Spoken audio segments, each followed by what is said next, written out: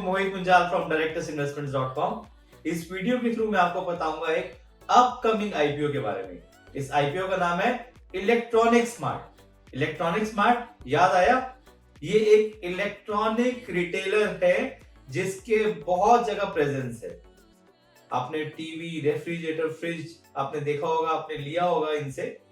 They are the fourth largest electronic retailer in India. Number 1 पे obviously Croma है, but definitely is the fourth largest electronic retailer. ये अपना एक IPO लेके आ रहे हैं। 500 करोड़ का इश्यू साइज है। इस आईपीओ की इंपॉर्टेंट डेट्स एंड डिटेल्स यहाँ पे ऑलरेडी मेंशन्ड है। आप इसमें मैक्सिमम 3,302 शेयर्स अप्लाई कर सकते हो under retail category. Retail category में आप 2 लाख रुपए से ऊपर अप्लाई नहीं कर सकते। इस आईपीओ में इन्वेस्ट करने से पहले इस वीडियो को जरूर देखें एंड एंड तक देखें एंड देन डिटरमाइन कि आपको इस आईपीओ में इन्वेस्ट करना चाहिए कि नहीं करना चाहिए। मैंने आपको ऑलरेडी बता दिया कि electronic smart is one of the fourth largest electronic retailer in India. Company के मोर देन 6,000 SKUs हैं। What is SKUs? Stock keeping unit है एंड डिफरेंट प्रोडक्ट कैटेगरीज रखते हैं। Around 70 consumer durable and electronic brands रखते हैं। Mobile phone, electronic सब कुछ ये रखते हैं। इनका जो सबसे बड़ा स्ट्रेंथ है कि कंपनी के बहुत सारी प्रॉपर्टीज वो खुद ओन करते हैं। साइमल्टेनियसली उनका जो लीज रेंटल मॉडल है वो भी बहुत ही अच्छा है। ये जान के लॉन्ग टर्म लीज देते हैं। अगर हम स्टैटिस्टिक्स देखें, इनके पास 99 आउटलेट्स हैं and as per the figure of 15 August 2021, 99 stores या 99 आउटलेट्स में से 8 आउटलेट्स तो इनके खुद के ओन्ड है। 85 stores are under the long term lease rental model and 6 stores are partly owned. Long term lease rental का ये फायदा होता है कि आपको डिटरमाइन होता है, आपको पता होती है कि इस जगह पे इलेक्ट्रॉनिक स्मार्ट है, वो इतनी जल्दी वैनिश नहीं होते। And another important point about electronic smart is कि out of 99 stores 88 stores are multi brand.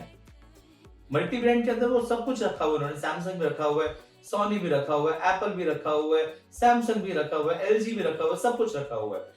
And इसके साथ साथ जो अदर 11 स्टोर्स हैं, they are exclusive brand outlet. तो उन्होंने किसी ब्रांड के साथ टाई अप किया हुआ है and they are only selling that particular brand. अगर हम इसको नंबर्स की तरफ देखें तो इनका जो रेवेन्यू आया था 2021 में from retail channel is approximately 2,931 crore रुपए। सच अ ह्यूज रेवेन्यू। सो आप समझ सकते हैं कि रिटेल चैनल का कितना बड़ा स्ट्रॉन्ग होल्ड है। रिटेल चैनल के साथ साथ ये होलसेलर का काम भी करते हैं। Company is also engaged in the wholesale business of consumer durables where the company supplies product to single shops retailers in Andhra Pradesh, Telangana. यहाँ पे क्या करते हैं, ये होलसेलर्स की तरह भी काम करते हैं एंड ये जो लोकल रिटेलर्स हैं उनको सप्लाई करते हैं, which itself indicates a good thing कि वो रिटेलर्स तक कन्फाइंड नहीं है, होलसेलर का भूमिका भी अच्छी निभा रहे हैं। एंड होलसेलर्स के अगर हम रेवेन्यू देखें, इन्होंने 2021 में 53 करोड़ रुपए कमाए थे और आई वुड से 53 करोड़ रुपए का रेवेन्यू जनरेट किया था from the wholesale business, which is again a good number. E commerce platform में भी अवेलेबल है। तो अगर आप देखते हैं आपने ई कॉमर्स से कुछ एक प्रोडक्ट ऑर्डर किया है Amazon या फ्लिपकार्ट या किसी भी और ई कॉमर्स प्लेटफॉर्म से, तो उसका जो बैकएंड है वो कहीं ना कहीं इलेक्ट्रॉनिक स्मार्ट है। तो इलेक्ट्रॉनिक स्मार्ट ई कॉमर्स में भी अवेलेबल है and they supply products on a E commerce platform also. And e commerce की अगर हम रेवेन्यूज नंबर देखें तो इनका 2021 में इन्होंने 44 करोड़ रुपीस ई कॉमर्स के प्लेटफॉर्म से का रेवेन्यू जनरेट किया है। सो आप समझ सकते हैं रिटेल सबसे ज्यादा, wholesale and then e commerce platform. अगर नंबर्स की बात हो रही है तो अब हम नजर डालते हैं कंपनी की फाइनेंशियल्स पे। कंपनी के फाइनेंशियल्स आपके सामने हैं। अगर हम नेट प्रॉफिट की बात करें, प्रॉफिट आफ्टर टैक्स, तो 31 मार्च 2021 को था 58 करोड़ रुपीस एंड 31 मार्च 2022 को हो गया 103 करोड़ रुपीस। दो ये एप्पल टू एप्पल कंपैरिजन नहीं है बिकॉज 31 मार्च 2021 में कोरोना का इंपैक्ट था, जो कि 103 करोड़ रुपए का नेट प्रॉफिट है। अगर हम ट्रेंडिंग फिगर देखें तो 30 जून 2022 को जो नेट प्रॉफिट है वो है 40.66। तो net profit, profit after tax, everything is in a very good shape. क्या क्या नेगेटिव है about electronic smart? Electronic smart का जो सबसे बड़ा नेगेटिव पॉइंट है वो है कि उनके एक रिटेल सेगमेंट, रिटेल चैनल पे वो फोकस कर रहे हैं। रिटेल चैनल पे इनका सबसे ज्यादा तवज्जो है और आजकल जो ट्रेंडिंग चल रहा है वो चल रहा है online platform. Though they are present in the online platform, but online platform या ऑनलाइन डिस्काउंट से इनका कहीं ना कहीं बिजनेस हैम्पर हो रहा है, which is also hampered in a big way. दूसरा जो नेगेटिव पॉइंट है वो आपने देखा है कि कोरोना के टाइम पे बहुत सारे इलेक्ट्रॉनिक स्मार्ट या बहुत सारे आउटलेट्स नहीं खुले या बंद रहे या फुटफॉल नहीं था, तो उसकी वजह से भी इम्पैक्ट आया है। तो वो कहीं ना कहीं आप देख भी रहे कि 2021 के नेट प्रॉफिट में इम्पैक्ट आया है। तो ये सब इम्पैक्ट रहते हैं।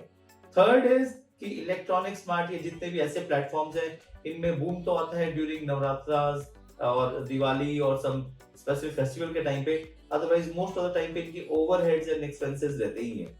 कितने टाइम ऐसा भी होता है कि कोई फेस्टिव सीजन नहीं है and the demand is sluggish, तो उस टाइम पे इनके ओवरहेड एक्सपेंसेस तो हैं, बिजली तो जल रही है, शोरूम तो है, रनिंग कॉस्ट तो है, तो वो कहीं ना कहीं इम्पैक्ट कर रही है।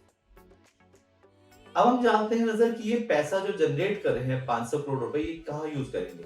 They are going to use this for general corporate purpose and for the expansion of the opening of stores, which is again a good thing कि वो ओपनिंग ऑफ स्टोर्स की तरफ ध्यान दे रहे हैं, एक्सपेंशन की तरफ ध्यान दे रहे हैं। This is also used for funding incremental working capital requirement, which is again a good sign कि वो जो पैसा यूज कर रहे हैं वो for a good purpose, for expansion of the business कर रहे हैं। साथ में एक चीज जो है, they are also using this money for the repayment और prepayment of the certain borrowings availed by the company. ये अच्छी बात नहीं है, बिकॉज चलो एक तरफ तो एक्सपेंशन की बात हो रही है, पर एक तरफ आप बोरोइंग्स पे कर रहे हैं, तो कहीं ना कहीं ये एक नेगेटिव पॉइंट दिखता है मुझे। इनके प्रमोटर्स कौन कौन है? इनके प्रमोटर्स हैं mister Pawan Kumar Bajaj and mister Karan Bajaj. तो क्या करना चाहिए? इस आईपीओ में इन्वेस्ट करना चाहिए कि नहीं करना चाहिए? देखिए, ये एक ट्रेडिशनल प्लेटफॉर्म वाले आईपीओज हैं, इनमें इन्वेस्ट कर लेना चाहिए। कितना करना चाहिए? Depending on your pocket, at least 4-5 lot जरूर अप्लाई कर देना चाहिए अंडर रिटेल कैटेगरी। क्या लिस्टिंग गेन्स आएगा? नहीं पता, मुझे लगता है आएगा भी नहीं शायद, कि पर लॉन्ग टर्म गेन आने की उम्मीद है। पर शॉर्ट टर्म के लिए आप एक्सपेक्ट करें तो नहीं होगा, बट जरूर अप्लाई करें इस आईपीओ में, चाहे थोड़ा अमाउंट ही अप्लाई करें, बट अप्लाई जरूर करें। मैं आपको रेगुलरली अपडेट देता रहता हूं about different IPOs and different stocks. आप मेरे साथ इन सोशल मीडिया प्लेटफॉर्म पे जुड़े रह सकते हैं। आप मेरे YouTube चैनल को रेगुलर देखें, मैं उसमें आपको latest information about stocks and other details भेजता रहता हूं। Have a wonderful day. Thank you.